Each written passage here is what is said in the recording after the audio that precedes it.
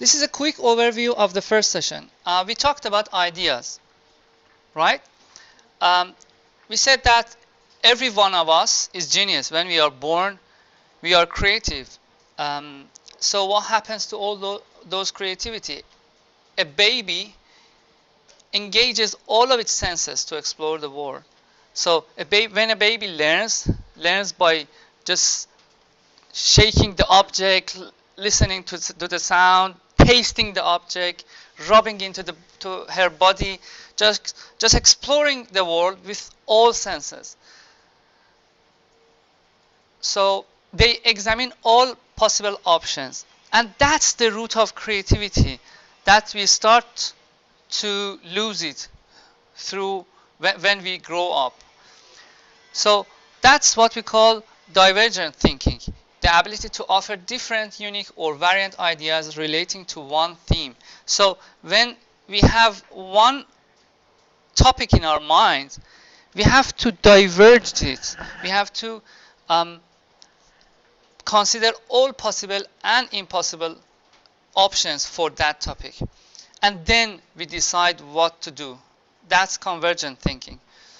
So we talked about Ken Robinson, who did a research on 1,500 people, and he did a test on divergent thinking and how genius people are in divergent thinking.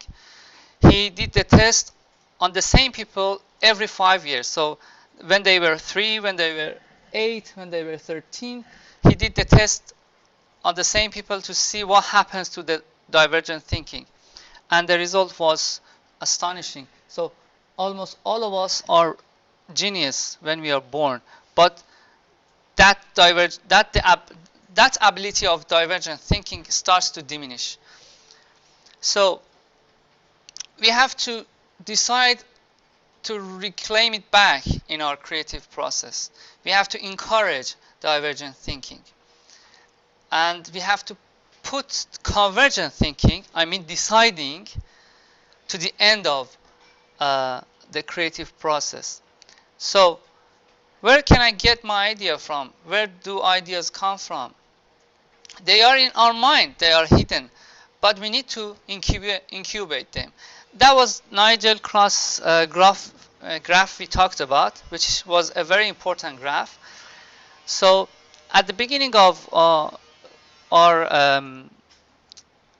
creative process, we start to consider all possible options. If we remember, we were talking about the topic music, and the character for the, we talked about different characters for our story about music: a clock, an old man, a baby, I don't know, a mountain, an ocean, and then we decided on one of them.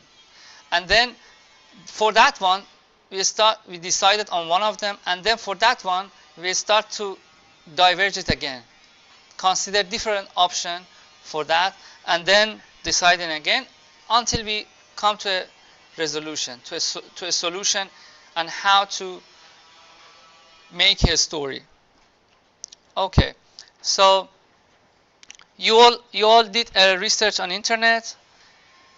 I don't know if you have talked with your friends, but we did a brainstorming in the class in the last session, and some of you did a mind mapping. What is mind mapping? So we consider all possible options. We just go to find everything we need, and everything we probably don't know that we need them, but we just go around, look around, and just play with the concept until we find, and then we filter and decide on which one we need. Okay, so at the beginning of the ideation phase, never throw any idea. That was the point, the important point we discussed about. So you all did a research board, so you kind of have a sense of where you are headed. It's too soon to decide, but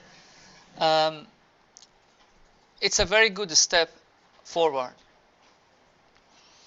So mind mapping was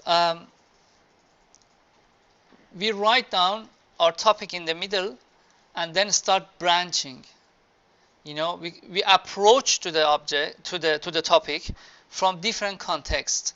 So when I talk about music, it can be discussed about different in terms of different instruments. It can be discussed in terms of different cultures.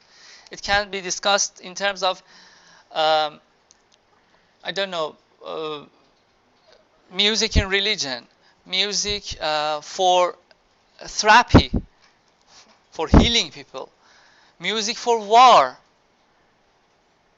and go, you know, so on and so forth.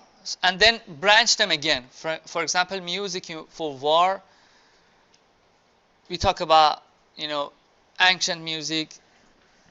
I don't know, we talk about horns and different drums. Okay. So this process of doing research, then talking with your friends, having their ideas, their random ideas, the very random idea sometimes are the best. And then we start drawing a mind map and branch it. The more complex your mind map, the better. So it shows that your mind is just flying everywhere. Okay, so that was for the first session.